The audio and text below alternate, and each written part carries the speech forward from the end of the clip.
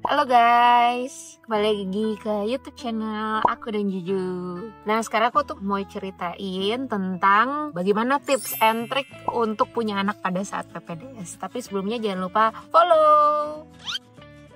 Jangan lupa subscribe, like, and comment dulu ya. Oke, nah kenapa kita rekam videonya pada saat di jalan pulang? Karena biasanya aku tuh punya me time-nya pada saat di jalan pulang kayak gini. Kalau misalnya di rumah, biasanya nih kalau di rumah sakit ya kita full di rumah sakit aja, kerjaan segala macam. Aku sih sebisa mungkin kerjaan-kerjaanku, tugas-tugas dan belajarku itu selesai di rumah sakit. Karena pada saat di rumah, Juju itu apa-apa pasti kalau aku udah di rumah itu sama aku. Even dia pupuk, cebok, mandi gitu, nyuapin kadang aku masih dibantuin sama mbak. Tapi kadang kalau misalnya lagi di rumah mertuaku, aku nyuapin sendiri. Dan satu lagi kalau misalnya tidur apa segala macam ganti baju itu biasanya aku usahain sama aku. Jadi itu adalah tips yang pertama, yaitu yang harus bisa misahin sih. Di rumah sakit ya kita full fokus di rumah sakit, kayak ngerjain semua tugas, belajar itu di rumah sakit. Tapi kalau pas di rumah usahain sebisa mungkin untuk bener-bener fokus sama anak. Jadi kalau orang bilang kayak nanti anakku akan manggil aku tante atau apa, oh sorry enggak ya. Juju itu dia kalau aku di rumah dia nggak mau sama mbaknya, dia maunya sama mamanya terus gitu, maunya sama Buya ya. Nah terus sudah kayak gitu, tips yang kedua adalah, ini adalah tips yang eksternal sih menurutku, yang kita harus bisa memastikan kayak orang-orang terdekat kita tuh memahami siklus kerjanya PPDS tuh seperti apa, yang akan menjadi support system kita ke depannya. Kayak misalnya suami, orang tua, mertua, kayak gitu. Dan alhamdulillahnya tuh support systemku mantap betul. Kayak selama aku sekolah the best lah support systemku. Juju itu memang dia sama mbak, tapi dia selalu diawasi di bawah dalam pengasuhan kalau nggak mamaku atau mama mertuaku gitu. Dan itu menurutku yang membuat hatiku tenang, bisa bersekolah dengan baik, yang seperti itu. Lalu tapi itu tips eksternal sih, tapi seenggaknya kalau memang tidak punya itu, kita bisa berusaha untuk meyakinkan orang-orang di sekitar kita, gini loh sebenarnya siklusnya kayak gitu, ini hanya berlangsung 4 tahun loh kayak gitu. Bismillah ya, semoga bisa kayak gitu. Kemudian yang ketiga adalah jangan dengarkan orang-orang, seperti itu. Buat yang tips yang ini aku mau cerita sedikit. Jadi tuh pada saat Juju lahir itu aku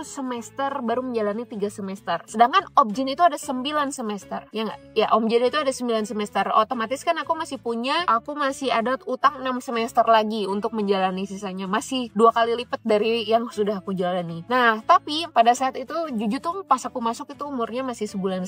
Ya adalah beberapa kendala kenapa aku memutuskan mau nggak mau masuk di usia dia masih kecil banget kayak gitu. Terutama karena aku kan beasiswa, jadi untuk tidak memperpanjang durasi pendidikanku, jadi akhirnya aku masuk ketika Juju umurnya masih 1,5 bulan.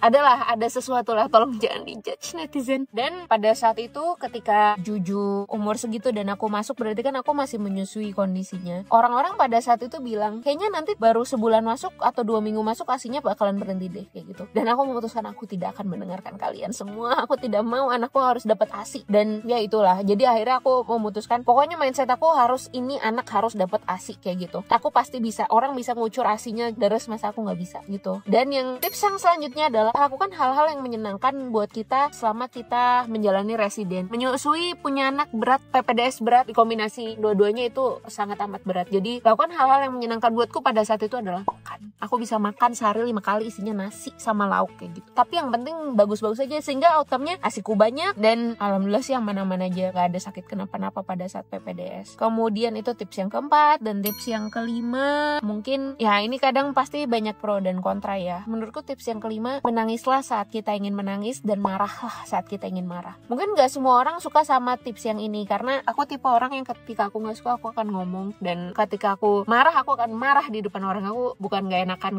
gitu, tapi mungkin banyak yang gak suka juga sama aku karena aku tipe yang kalau aku gak suka aku akan ngomong. Kalau aku mau marah aku ngamuk di tempat kayak gitu, bukan yang tipe aduh aku gak enak, enggak. Sehingga ya kadang beban mentalnya agak sedikit berkurang, walaupun bukan membebaskan semua beban mental yang ada, tapi setidaknya meringankan sedikit beban mental kita. Dan kalau mau menangislah. Kayaknya hampir semua bidan di RSCM, di IGD RSCM ya pernah ngeliat aku menangis.